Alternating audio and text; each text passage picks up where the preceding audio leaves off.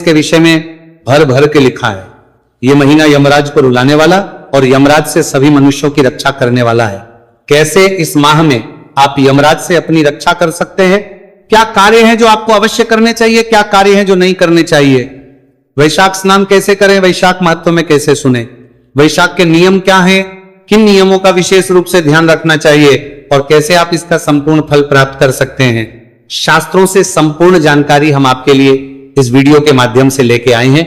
जानकारी आरंभ करें उससे पहले आपसे निवेदन है कि वीडियो यदि थोड़ा सा भी उपयोगी लगे तो कृपया एक बार लाइक कीजिएगा और परमेश्वर वासुदेव की कृपा प्राप्त करने के लिए कमेंट बॉक्स में अवश्य लिखिएगा। ओम नमो नारायणाय, ये इस माह का मूल मंत्र है। इसकी महिमा आगे बताएंगे हम आपको वीडियो में कि क्या है इसकी महिमा। आप देख रहे हैं सनातन धर्म का संसार ज्योतिष संस्थान का प्रतिष्ठित यूट्यूब चैनल सनातन धर्म का संसार धार्मिक। आप यदि चैनल पर नए हैं तो सब्सक्राइब कीजिए और बेल आइकॉन को प्रेस कीजिए, तभी हम आपको सारे वीडियो प्राप्त होंगे, अन्यथा आपसे जानकारी छूट जाएगी। प्रिय दर्शकों, आइए अब जानकारी आरंभ करते हैं और बात करते हैं। वैशाख माह की कब हो रहा है, शुरू कब होगा, समाप्त क्या है, इसकी महिमा और क्यों महत्वपूर्ण है, सबके लिए स्वयं साक्षात यमराज के द्वारा यह श्लोक कहा गया है। और किसको कह रहे हैं, वो ब्रह्मदेव को बात उस समय की है जब यमपुरी खाली हो गई थी। यमपुरी खाली हो गई, वहां पर कोई आत्मा जाती नहीं, जो जीव आत्माएं थी वो भी उनके वंशजों द्वारा मुक्त करा दी गई।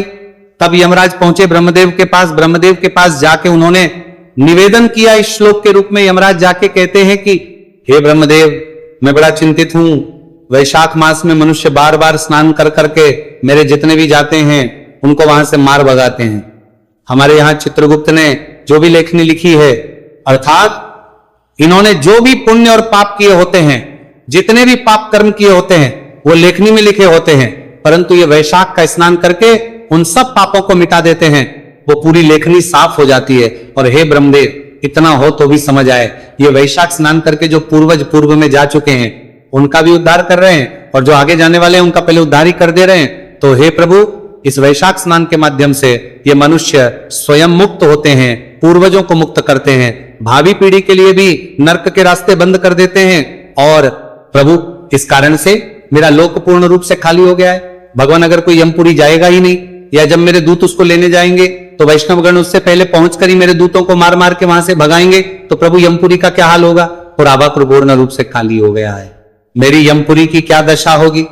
मेरे पास लिखे होते हैं लेख, पापों के मेरे दूत जाते हैं, उससे पहले भगवान विष्णु के गण वहां पहुंचते हैं और मेरे दूतों को निराश होकर लौटना पड़ता है, क्योंकि वहां मनुष्य वैशाख के माध्यम से अपने उन सब पापों का नाश कर चुका होता है और वह वैकुंठ चला जाता है। तब ब्रह्मदेव ने कहा कि हे यमराज, तुम क्या चाहते हो, क्या पुण्यात्मा लोगों को हम नरक में डालें। यमराज कहते हैं नहीं प्रभु, मैं ये तो नहीं चाहता, पर प्रभु यदि इसी प्रकार से होता रहा तो मेरे यहाँ तो सब काम चौपट हो जाएगा, मेरी यमपुरी का औचित्य ही क्या रह जाएगा। तो यमराज कहते हैं ब्रह्मदेव से कि प्रभु, ये तो मेरे अधिकारों का क्षय हो रहा है, तो अब प्रभु मैं क्या करूंगा। यमराज को ब्रह्मदेव समझाते हैं, पर यमराज एक प्रकार से रुदन करना आरंभ कर देते हैं, रोना आरंभ कर देते हैं। इस अवस्था को सोचिए, बेशक वो यमराज हैं, लेकिन जब किसी का भी अधिकार छीनता है तो उसको बुरा तो लगता है, और भगवान सामने क्रोध तो कर नहीं सकते। तो इसीलिए जब यमराज रोने लगते हैं तो ब्रह्मदेव उन्हें भगवान विष्णु के पास लेके जाते हैं, क्योंकि इसका समाधान केवल विष्णु भगवान ही कर सकते हैं। जब भगवान विष्णु को जाके सारा वृतांत बताया जाता है तो भगवान विष्णु यमराज पर एक प्रकार से क्रोधित होते हैं, क्रोध करते हैं, उनको डांटते हुए कहते हैं कि आप क्या चाहते हैं, मैं अपने भक्तों को दंड दूं। वो कहते हैं कि मैं अपने घर की लक्ष्मी का त्याग करने को तैयार हूं अपने भक्तों के लिए, मैं अपने गले की वैजयंती माला का त्याग कर दूंगा, मेरे भक्त मुझे अत्यंत प्रिय है। अगर कौष्ठ का भी त्याग करना हुआ तो मैं अपने भक्तों के लिए का भी त्याग कर सकता हूं, पर मैं अपने भक्तों का कभी भी कुछ भी अनर्थ और अहित नहीं कर सकता। तो यमराज कहते हैं कि हे प्रभु, बात तो आपकी सही है, पर भगवान ये सृष्टि भी तो आप ही की बनाई हुई है ना, और हमारी रचना भी आप ही ने की है, यमपुरी भी आप ही ने बनाई है। तो प्रभु कुछ ऐसा कीजिए जिससे कि ये यमपुरी का कार्य भी चलता रहे, क्योंकि अगर ऐसा तो इस सृष्टि के आधे भाग यमपुरी का क्या लाभ रह जाएगा, क्या उचित रह जाएगा। जब यमराज ने इस प्रकार से भगवान के सामने निवेदन किया तो भगवान विष्णु तो सबका उद्धार करने वाले हैं, तो भगवान ने कहा कि हे यमदेव, जैसे जैसे कलयुग आएगा तो मैं आपको ये वरदान देता हूं और कलयुग को ये श्राप देता हूं कि जब कलयुग आएगा तो कलयुग में वैशाख की महिमा विलुप्त हो जाएगी, जैसे जैसे बढ़ेगा वैसे वैसे उसकी महिमा विलुप्त होती चली जाएगी। विलुप्त होने का अभिप्राय क्या है? विलुप्त होने का अभिप्राय यह है कि लोगों को इसके बारे में ज्ञात ही नहीं होगा, लोगों को इसके बारे में जानकारी ही नहीं रहेगी, लोगों को पता ही नहीं होगा कि इस माह के द्वारा कैसे वो अपने जीवन का उद्धार कर सकते हैं। ऐसा नहीं है कि इसका महत्व समाप्त हो जाएगा, इसका लाभ हमें समाप्त नहीं कर सकता। लाभ तो वही रहेगा जो वैशाख के नियम मैंने कहे हैं उनका पालन करेगा, उसको यही लाभ मिलेगा जो अभी मिलता है। उसके सभी आगे पीछे की पीढ़ियां तर जाएंगी, मुक्त हो जाएंगी, यमपुरी से मुक्त हो जाएंगी, स्वयं अपना उद्धार कर पाएंगे, परंतु इसकी महिमा विलुप्त हो जाएगी का अभिप्राय है कि लोगों को जानकारी ही नहीं रहेगी। जब लोगों को ही नहीं रहेगी तो लोग कैसे सदकर्म करेंगे, कैसे इस माह का लाभ लेंगे? हाँ, जो जानकार होंगे और जो जानकारी के द्वारा वैशाख के सभी कर्मों को करेंगे उनको अवश्य यही लाभ प्राप्त होगा। परंतु यमराज को इतने में प्रसन्नता नहीं हुई, बोले भगवान वैशाख की महिमा पुराणों में तो लिखी होगी, तो लोगों को किसी ना किसी ज्ञाता के द्वारा तो प्राप्त होती रहेगी। भगवान मुझे ऐसा कीजिए, इसमें मेरा हिस्सा दीजिए, तब जाके मुझे संतोष होगा। तो भगवान ने कहा कि ठीक है यमदेव, जो वैशाख स्नान करेगा या वैशाख के नियमों का पालन करेगा उसे वैशाख का पुण्य फल तब तक प्राप्त नहीं होगा जब तक वो आपको एक लोटा जल अर्पित नहीं करेगा। इसलिए वैशाख मास में आप जितने मर्जी पुण्य कर्म करें, स्नान आदि करें, उसका फल तो अद्भुत है, जैसा कि अभी पीछे वर्णन आया ही और आगे भी आने वाला है। परंतु यमराज को एक लोटा जल तिल डाल के दक्षिण दिशा की ओर मुख करके आपको अवश्य अर्पित करना चाहिए। इस प्रकार जो है यमदेव संतुष्ट हुए। अब हम आगे इसकी महिमा सुनते हैं कि आपको वैशाख में करना क्या चाहिए, किन किन चीजों का क्या लाभ है और कैसे आप पुण्य कमा के अपने जीवन का उद्धार इस आने वाले माह में कर सकते हैं। प्रिय भक्तों, शास्त्र कहते हैं कि अर्थात इस माधव मास के समान, माधव मास कौन सा? वैशाख मास। वैशाख मास को ही माधव मास कहा जाता है। इसका वर्णन भी है, भगवान से पूछा जाता है कि प्रभु आपने इस माह को अपना नाम दिया है, भगवान ने इस महीने को अपना नाम दे दिया, इतना महत्वपूर्ण महीना है भगवान के लिए। तो शास्त्र कहते हैं कि इस माह के समान कोई माह नहीं है और मेरे प्रभु माधव के समान कोई व्यापक नहीं, उन जैसा व्यापक कोई दूसरा हो नहीं सकता। इस माह की महिमा बताते हुए शास्त्र कहते हैं कि इसका अभिप्राय है, शास्त्र कह रहे हैं यहां पर कि यदि मनुष्य घोर पाप के सागर में भी डूबा हुआ हो, संलग्न हो, समझिएगा पाप का सागर कहा गया है। पाप का सागर का अभिप्राय है कि अथाह पाप जिसने किए हो, अनेकों पाप जिसने किए हो, जिनकी गिनती भी ना हो, ऐसा व्यक्ति भी यदि वैशाख के महीने में क्या दान, जप, होम तथा स्नान करता है तो उससे अक्षय पुण्य प्राप्त होता है। बड़े से बड़ा पापी मनुष्य भी यदि ये कार्य इस महीने में, वैशाख के महीने में कर लेता है तो उसे जो पुण्य प्राप्त होता है वो अक्षय, अक्षय का अभिप्राय है जो कभी नष्ट नहीं होता, जो अटल स्थित है और वह 100 करोड़ गुना से भी अधिक फल देता है। जब आप सामान्य दिन में वही कार्य करेंगे, वही हवन यज्ञ जब दान करेंगे, उससे जो पुण्य फल मिलेगा वही कार्य यदि हम वैशाख में करते हैं तो वो 100 करोड़ गुना अधिक पुण्यदायी हो जाता है। ये महिमा है, ये महत्व है वैशाख का। तो बड़े से बड़ा पापी भी मुक्त हो जाता है और अक्षय पुण्य के माध्यम से वो अक्षय समय के लिए सदा के भगवान का प्रिय हो जाता है। तो आप माधव मास में, वैशाख मास में जितना पुण्य कर लेंगे उतना कल्याणकारी होगा। ये कभी ना समाप्त होने वाला पुण्य होगा। शास्त्र आगे क्या कहते हैं, आइए सुनते हैं।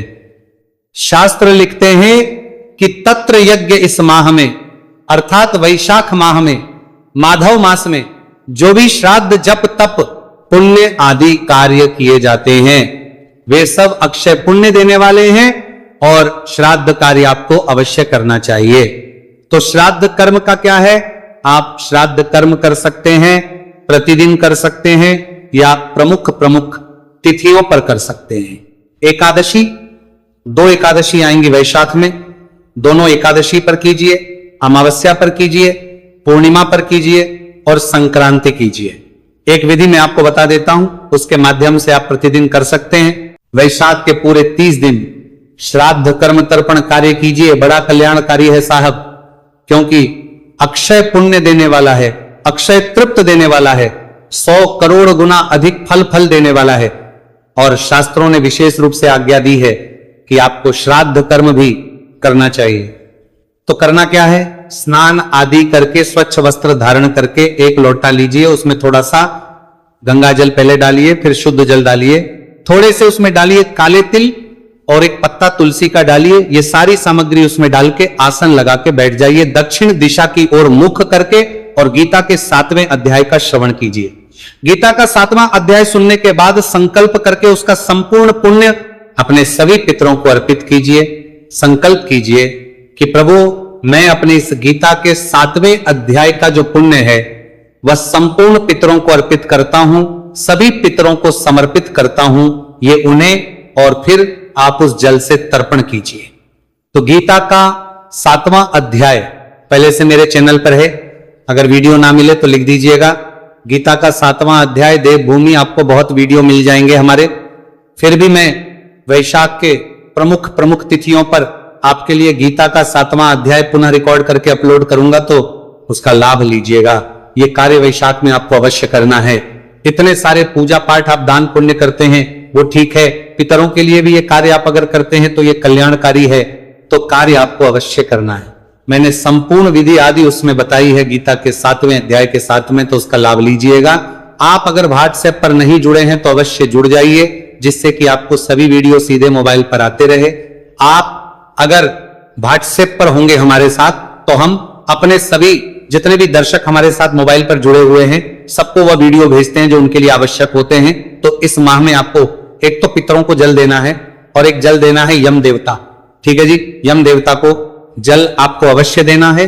उसका कारण मैंने आपको आरंभ में ही बता दिया कि आपको प्रतिदिन क्यों यम देवता को अर्घ्य देना चाहिए, क्योंकि भगवान विष्णु ने कहा है कि जो यम देवता को जल नहीं देगा उसका पुण्य जो है वैलिड नहीं होगा, मान्य नहीं होगा। अब मैं आपको समझाता हूं कि इस वैशाख मास का पुण्य कार्तिक से कितना अधिक है और माघ मास से कितना अधिक है, और क्यों मैं कह रहा हूं कि यह महीना सबसे अधिक कल्याणकारी है। तो शास्त्र है प्रिय दर्शकों की, जो पुण्य यदि पुण्य कार्तिक स्नान से प्राप्त होता है उससे 1000 गुना अधिक पुण्य माघ स्नान से प्राप्त होता है। कार्तिक के बाद जो माघ अभी आता है ना, जनवरी के महीने में जो आता है, जिसमें संक्रांति आई थी पीछे, मकर की संक्रांति, तो माघ मास का पुण्य कितना है? कार्तिक से 1000 गुना अधिक, और माघ मास से भी 100 गुना पुण्य माधव मास का है, अर्थात वैशाख मास का है। समझिए, आप सभी लोग कार्तिक स्नान करते हैं। अब सोचिए, कार्तिक से 1000 गुना अधिक फल हो गया माघ का, और माघ से भी 100 गुना अधिक फल हो गया वैशाख मास स्नान का, जो अब आरंभ होने जा रहा है। देखा जाए तो 1100 गुना अधिक फल है कार्तिक से वैशाख नहाने का। जब आप कार्तिक में इतना पुण्य फल लेने की कोशिश करते हैं, इतनी शीत जा रहा है, नहाना है, ठंडा मौसम होता है, तो फिर आपको वैशाख में बिल्कुल पीछे नहीं रहना चाहिए, क्योंकि कार्तिक से 1000 गुना अधिक, 1100 गुना अधिक पुण्य फल वैशाख नहाने का है। तो प्रतिदिन अधिक कुछ पाए तो स्नान अवश्य कीजिए। कैसे करेंगे? आप घर पर स्नान कर रहे हैं ना, तो नहाने का जो पानी है उसमें गंगा जल मिलाइएगा, और हर हर गंगे बोलते हुए या ओम नमो भगवते वासुदेवाय, ओम नमो भगवते वासुदेवाय बोलते हुए स्नान कीजिएगा। इस प्रकार से आप पूरे वैशाख मास में स्नान करना। वैशाख स्नान की महिमा बहुत अधिक है। वैशाख की महिमा कार्तिक से 1100 गुना अधिक है। प्रश्न उठता है, पंडित जी स्नान कब करें? तो स्नान करने के लिए सर्वोत्तम समय है वो है सूर्योदय से पहले, और सूर्योदय से पहले ना कर पाए तो जब सूर्योदय हो रहा हो, जब लालिमा छाई हो, तब तक आप स्नान कर लीजिए। यही स्नान वैशाख स्नान कहा जाएगा, और इसका जो पुण्य लाभ है वो अक्षय फल देने वाला है। प्रिय भक्तों, वैशाख के महीने में स्नान करना, प्रातः काल का यज्ञ करना, दान करना, उपवास व्रत आदि करना, और ब्रह्मचर्य का पालन करना, और पितरों के निमित्त तर्पण कार्य करना, ये बड़े से बड़े पापों का नाश करने वाले हैं और आपको अक्षय फल देने वाले हैं। तो वैशाख मास में जो ये कर्म करेंगे, आप ये अश्वमेध जितना पुण्य फल देने वाले हैं। तो प्रिय दर्शकों, वैशाख की महिमा बहुत अधिक है, परंतु इसका प्रचार जानकारी लोगों को कम है। तो जिधर हो सके इस वीडियो को लोगों तक पहुंचाएं, जिससे कि शास्त्रों में वर्णित महिमा को लोग जान पाएं और इस वैशाख का खूब खूब लाभ ले पाएं। शास्त्र कहते हैं कि अनेक जन्मार्जित पातकाबली वलियते माधव मंजने ना। इसका अभिप्राय है कि वैशाख के महीने में प्रातः स्नान करने से अनेक जन्मों में किए गए पापों का नाश हो जाता है। और ये नाश किस तरह से हो जाता है? जैसे सूर्य उदय होने से अंधकार का नाश होता है, और ये स्वयं ब्रह्मदेव के द्वारा कहा गया है। तो यह वैशाख स्नान आपके अनेकों जन्मों के पाप का नाश कर देता है। आगे वैशाख के बारे में शास्त्र कहते हैं कि वर्ष कोटि भी अर्थात द्वारकापुरी में करोड़ों वर्ष तक निवास करने से जिस पुण्य की प्राप्ति होती है तत्पर, तो वही पुण्य जो द्वारकापुरी में करोड़ों वर्ष निवास करने से मिलता है, वैशाख के महीने में केवल प्रातः काल स्नान कर लेने मात्र से प्राप्त हो जाता है। अब मैं आपको बताता हूं, एक कार्य जिसको करने से अगर आपकी दरिद्रता है, ना तो दरिद्रता समाप्त हो जाएगी, जो भी परेशानी है वह दूर हो जाएगी, भगवान को अर्पित करते हैं। तो मंत्र बोलिए, ओम नमो नारायणाय। यह मंत्र ओम नमो नारायणाय इस महीने का मूल मंत्र है, और जितना जपेंगे उतना प्रभावी है। आप कहीं भी तुलसी माता को जल दे रहे हैं, बोलिए ओम नमो नारायणाय। सूर्य देव को जल दे रहे हैं तो भी बोलिए ओम नमो नारायणाय। जो भी पूजा पाठ कर रहे हैं उसमें ओम नमो नारायणाय। इस महीने में इस मंत्र की महिमा बड़ी अधिक है। जितना जपेंगे कितना कल्याण है ये महीना, और ये मंत्र बड़े से बड़े पातक को नष्ट करने वाला, घोर दरिद्री को भी धन देने वाला और संपत्ति देने वाला है। भगवान का एक वर्णन आता है देवी पृथ्वी के साथ। वहां भगवान कहते हैं देवी पृथ्वी से कि जो मनुष्य भगवान विष्णु के बड़े बड़े होम यज्ञ जब तप करते हैं, बड़े बड़े यज्ञ करते हैं, उतना पुण्य तो मनुष्य वैशाख मास में भगवान की साधारण पूजा करने मात्र से ही प्राप्त कर लेता है। ये भगवान के रूप में भगवान नारायण ने वैशाख की महिमा के बारे में लिखा है। तो वैशाख में क्या करना है?